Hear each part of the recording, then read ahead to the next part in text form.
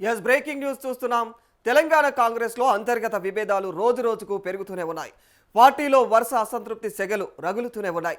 తాజాగా ఉమ్మడి వరంగల్ జిల్లా కాంగ్రెస్ రాజకీయాల్లో మరోసారి విభేదాల చర్చ మొదలయ్యిందని చెప్పాలి. మంత్రి కొండా సురేఖ, మాజీ మంత్రి కడియం శ్రీహరి మధ్య వివాదం మళ్లీ పార్టీ అధిష్టానం దృష్టికి వెళ్ళింది. మరి తాజాగా మంత్రి కొండా సురేఖ తెలంగాణ పీసీసీ అధ్యక్షుడు మహేష్ కుమార్ గౌడ్ను కూడా కలిసి కడియం శ్రీహరి పైన ఫిర్యాదు చేసినట్లు తెలుస్తోంది.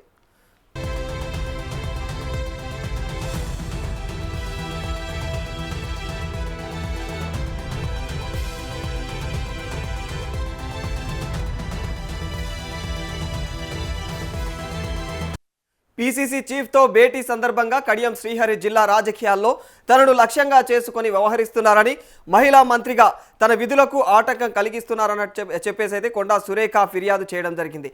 పార్టీ క్రమశిక్షణ దృష్ట్యా కూడా అతనిపైన మరి తగినటువంటి చర్యలు తీసుకోవాలని కూడా ఆమె సందర్భంగా అయితే విజ్ఞప్తి చేసినట్లు తెలుస్తోంది.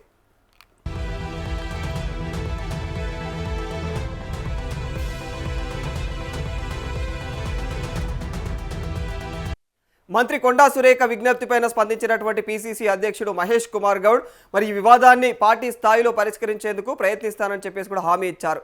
ఇరు వర్గాల అభిప్రాయాలను తెలుసుకొని త్వరలోనే తగినటువంటి నిర్ణయం తీసుకుంటామని ఆయన చెప్పినట్లుగా అయితే సమాచారం తెలుస్తోంది.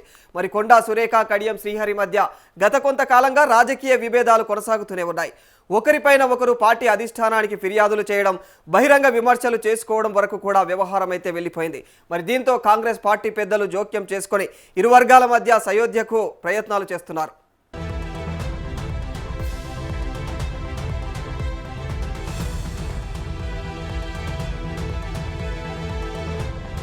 ఆ తర్వాత నాయిని రాజేందర్ రెడ్డి నివాసంలో జరిగినటువంటి విందు సమావేశానికి కొండా సురేఖ హాజరై తమ మధ్య విభేదాలు లేవని, కేవలం అభిప్రాయ భేదాలే ఉన్నాయని ప్రకటించారు. జిల్లా అభివృద్ధి కోసం అందరం కూడా కలిసి పనిచేస్తామని కూడా ఆమె స్పష్టం చేయడం జరిగింది. అంతేకాకుండా కడియం శ్రీహరి మనవరాలి హాఫ్సారి వేడుకకు కూడా కొండా సురేఖ హాజరై కలిసి ఫోటోలు కూడా దిగడంతో ఇరు వర్గాల మధ్య వివాదం ముగిసిందని చెప్పేసి అంతా భావించారు.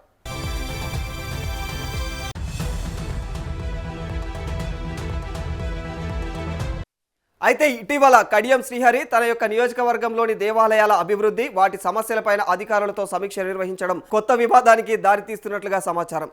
మరి సమావేశం అనంతరం ఉమ్మడి వరంగల్ జిల్లాకు సంబంధించినటువంటి మాస్టర్ ప్లాన్ను సమర్పించాలని మరి అధికారులను కూడా కోరినట్లు సమాచారం అయితే మంత్రి సురేఖ దృష్టికి వెళ్ళినట్లుగా రాజకీయ వర్గాలు చెప్తున్నాయి.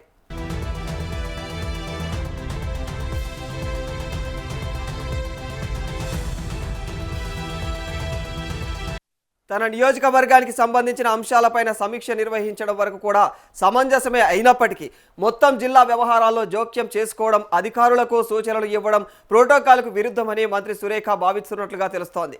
అదే అంశంపైన మరి పార్టీ పెద్దలతో కూడా ముఖ్యమంత్రికి ఆమె అయితే లేఖ రాయడం జరిగింది.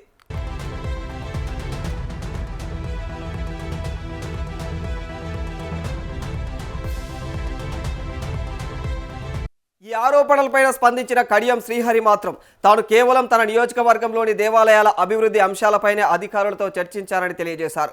జిల్లా స్థాయి సమీక్ష సమావేశం నిర్వహించలేదని స్పష్టం చేశారు. మంత్రి కొండా సురేఖ తనపైన ఫిర్యాదు చేశారనేటువంటి ప్రచారాన్ని కూడా ఆయన కొట్టిపారేస్తూ అది కేవలం రాజకీయ ప్రచారం మాత్రమే అయి ఉండవచ్చునని వ్యాఖ్యానించారు.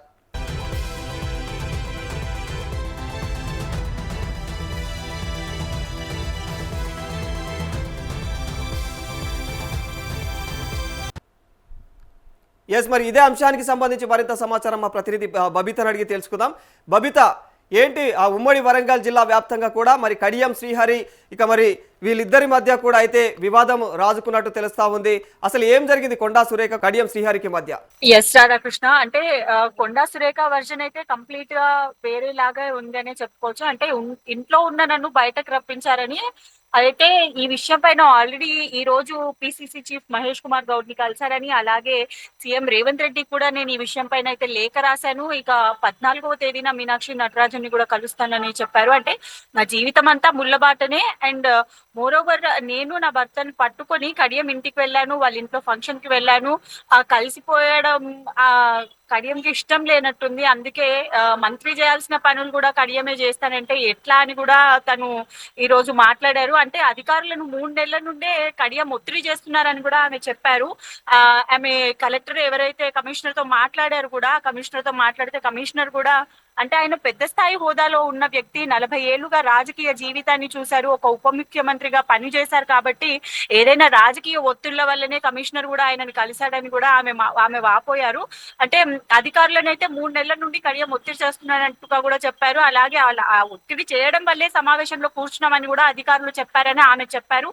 సో ఈ విషయం పైనే సీఎం కు అలాగే పిసిసి చీఫ్ కు తన బాధ చెప్పుకున్నానని, అలాగే అన్ని విషయాలు పరిశీలించి కూడా చర్యలు తీసుకుంటామని వాళ్ళు హామీ ఇచ్చారని కూడా చెప్పారు. అలాగే యాదిగుట్ట బోర్డు విషయంలో కూడా సీఎం ఆలోచించే నిర్ణయం తీసుకున్నారని, ఆ అయోధ్యలో రాముడు పేరు చెప్పి దోచుకున్న వారినే రాముడు శిక్షిస్తాడు అన్నట్టు కూడా తను మాట్లాడారు. అంటే మోర్ ఓవర్ కడియం శ్రీహరికి తనకి ఎలాంటి విభేదాలు రావద్దు, లేవు, అయోధ్య కుదిరింది అనిపించుకోవడానికి కూడా తను లాస్ట్ టైం వాళ్ళ ఇంట్లో జరిగిన ఫంక్షన్ కి కూడా అటెండ్ అయ్యాను, నా భర్తని తీసుకొని వెళ్ళి మరీ కలిశాను.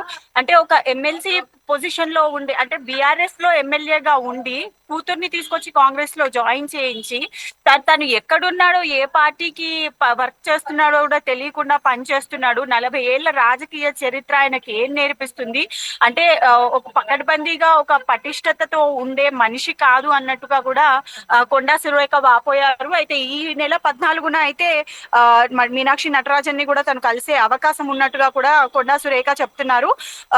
మొత్తానికి అంటే బట్ట కాల్చి నా మీద వేస్తున్నారు అనే మాటలు అయితే కొండా సురేఖ నుంచి వినిపిస్తున్నాయి రాధాకృష్ణ. సో మరి అంటే ఈ వివాదం మొత్తానికి కూడా కేవలం ఆ దేవాదాయ శాఖకు సంబంధించినటువంటి అధికారులతో సమీక్ష నిర్వహించడమేనా, లేకపోతే ఇతర రాజకీయ కారణాలు ఏమైనా ఉన్నాయా? ఇతర రాజకీయ కారణాలంటే మోర్ ఓవర్ కడియం శ్రీహరి ముందు నుంచి బీఆర్ఎస్ లో ఉన్నారు, బీఆర్ఎస్ ఎమ్మెల్యేగా గెలిచారు, ఆయన స్టిల్ ఇప్పటికీ బీఆర్ఎస్ ఎమ్మెల్యేగానే పని చేస్తున్నారు అనేది కొండా సురేఖ వాపోతున్న విషయము. కూతుర్ని తీసుకొచ్చి కాంగ్రెస్ లో జాయిన్ చేశారు, ఒక సీట్ గెలిచారు. అండ్ మోర్ ఓవర్ ఆధిపత్య పోరు కోసమే తను ఇలా చేస్తున్నాడు. అంటే ఎన్ని ఏళ్ల రాజకీయ చరిత్ర ఉన్నా కూడా తనకంటూ ఒక నిబద్ధత అనేది ఉండాలి అనే విషయం తనకు తెలియదా? అంటే మంత్రిగా నేనున్న హోదాలో నేను రివ్యూ చేయాలి, నేను కమిషనర్ తో కలిసి నేను రివ్యూ చేయాలి, నేను మీటింగ్స్ పెట్టుకోవాలి. అలాంటిది తను ఎలా చేస్తాడు? అది కూడా తను కాంగ్రెస్ ఎమ్మెల్యేగా కూడా లేడు. అలాంటప్పుడు తను ఎలా చేస్తాడు అనేది Konda Surekha main question. So దానికి సంబంధించి తను సీఎం రేవంత్ రెడ్డితో కూడా మాట్లాడానని ఇప్పటికే, అలాగే ఈ రోజు పిసిసి చీఫ్ మహేష్ కుమార్ గౌడ్ ని కూడా కలిశారు తను. అండ్ మోర్ ఓవర్ ఈ మంత్ 14న మీనాక్షి నటరాజన్ ని కూడా కలుస్తాను. అండ్ కాంగ్రెస్ అధిష్టానం మీద నాకు పూర్తిగా నమ్మకం ఉంది, సో నాకు న్యాయం జరుగుతుందనే తను మాట్లాడుతున్నారు. సో మరి ఈ వివాదం మరి ఇంతటితో సద్దుమణిగే అవకాశాలు కనిపిస్తా ఉన్నాయా, లేకపోతే ముందు కాంగ్రెస్ లో రాజకీయ వివాదాలకి ఇది నాంది పలికే విధంగా కొనసాగుతుందా? కాంగ్రెస్ లో రాజకీయ నాయకులకు, కాంగ్రెస్ లో ఉన్న లీడర్స్ కి విభేదాలు కొత్తేమీ కాదు రాధాకృష్ణ. ఇప్పటికీ మనం ఎప్పుడూ చూస్తూనే ఉంటాము, వాళ్ళలో వాళ్ళకే కాంగ్రెస్ నేతలకు పొసగదు. అయితే ఈసారి మాత్రం ప్రతి ఒక్కరు ఎవరు చెప్పిన అధిష్టానం పైన పూర్తి నమ్మకం ఉంది, పూర్తిగానే మేము కాంగ్రెస్ అధిష్టానాన్ని నమ్ముతున్నాము, మాకు న్యాయం జరుగుతుందని అన్నారు. ఈ రోజు కొండా సురేఖ కూడా రేవంత్ రెడ్డి దాకా వెళ్ళింది, ఏఐసిసి చీఫ్ ని కూడా నేను కలవబోతున్నాను, నాకు ఖచ్చితంగా న్యాయం జరుగుతుందనే అనుకుంటున్నాను. నేను ఏమి చిన్న నాయకురాలేమి కాదు, నేను వైఎస్ఆర్సీపీ టైంలో మినిస్టర్ గా పనిచేశాను. సో నాకు రాజకీయాలు అంటే ఎలా ఉంటాయో, ప్రోటోకాల్స్ ఎలా ఉంటాయో నాకు తెలుసు. కాబట్టి కంప్లీట్ గా నేను కాంగ్రెస్ అధిష్టానాన్ని నమ్ముతున్నాను అన్నట్టుగానే కొండా సురేఖ అయితే చెప్తున్నారు. సో మరి దీనిపైన ఇప్పటి వరకు కాంగ్రెస్ అధిష్టానం కానీ, రేవంత్ రెడ్డి కానీ, లేకపోతే పిసిసి మహేష్ కుమార్ గౌడ్ కానీ వీళ్ళు ఏమైనా స్పందించారా? ఇప్పటికే సీఎం రేవంత్ రెడ్డి కొండా సురేఖతో మాట్లాడడం జరిగింది. నేను దీనిపైన అంటే ఇటు పిసిసి చీఫ్ కానీ, అటు సీఎం రేవంత్ రెడ్డి కానీ, సీఎం రేవంత్ రెడ్డి దాకా వెళ్లే విషయం కాదు ఇది, ఇది చాలా చిన్న విషయము. ఏఐసిసి చీఫ్ మీనాక్షి నటరాజన్ ఆర్ఎల్స్ పిసిసి చీఫ్ మహేష్ కుమార్ గౌడే తేల్చే విషయం కాబట్టి, సో వీరిద్దరే కూర్చొని మాట్లాడుకొని నిర్ణయం తీసుకునే అవకాశం ఉంది. సో దీనికి సంబంధించి ఆమె ఈ నెల 14న మీనాక్షి నటరాజన్ ని కూడా కలుస్తున్నారు. సో కలిసిన తర్వాత కంప్లీట్ గా ఎలా ఉంటుంది అనేది, ఈ పరిణామాలకు ఎక్కడికి దారి తీస్తాయి అనేది వేచి చూడాల్సిన అవకాశం అయితే ఉంది. Right, thank you Babita. So ఓవరాల్గా ఉమ్మడి వరంగల్ జిల్లా వ్యాప్తంగా అయితే ఒక రాజకీయ రచ్చ మొదలైందనే చెప్పుకోవాలి. ఇప్పటికే వాళ్ళిద్దరి మధ్య నిప్పు ఉప్పులాగా కొనసాగుతున్నటువంటి వ్యవహారం ఈ టైంలోనే మరి కడియం శ్రీహరి ఉన్నటువంటి ఒకసారిగా మరి ఏదైతే ఉమ్మడి వరంగల్ జిల్లా వ్యాప్తంగా కూడా ఆయన అయితే దేవాదాయ శాఖకు సంబంధించినటువంటి అధికారులతో సమీక్ష నిర్వహించారు. ఈ సమీక్షనే ఇది ప్రధానమైనటువంటి ఈ వివాదానికి ప్రధాన కారణంగా మారిపోయింది ప్రస్తుతం. మరి ఈ ఆరోపణలపైన ప్రస్తుతం అయితే కడియం శ్రీహరి మాత్రం కేవలం ఇది తాను నియోజకవర్గంలోని దేవాలయాల అభివృద్ధి అంశాలపైనే అధికారులతో చర్చించారనేమో ఆయన చెప్తా ఉన్నాడు. లేదు అదే దేవాదాయ శాఖకు మంత్రిని అయినటువంటి నన్నే నువ్వు బేఖతారు చేశావు అన్న కోణంలో ప్రోటోకాల్ అయితే పూర్తిగా మీరు దాన్ని క్రమం తప్పారు అన్న కోణంలో కూడా అధిష్టానానికి తెలియజేయడం జరిగింది కొండా సురేఖ. మరి ప్రస్తుతం అయితే చిలికి వాగు అయినట్లుగా అయితే ఈ వివాదం ఇంత పెద్దగా అవుతూ ఉంది. మరి దీన్ని సద్దుమణిగించే దిశగా మరి అధిష్టానం ముందుకు నడుం బిగిస్తుందా, లేకపోతే ఈ వ్యవహారం వీళ్ళిద్దరి మధ్య ఇట్లా కొనసాగితే మాత్రం వరంగల్ జిల్లా రాజకీయాల్లో అయితే మరి రానున్న రోజుల్లో తీవ్రమైనటువంటి పరిణామాలు ఎదురయ్యే అవకాశాలు ఖచ్చితంగా కనిపిస్తున్నాయి.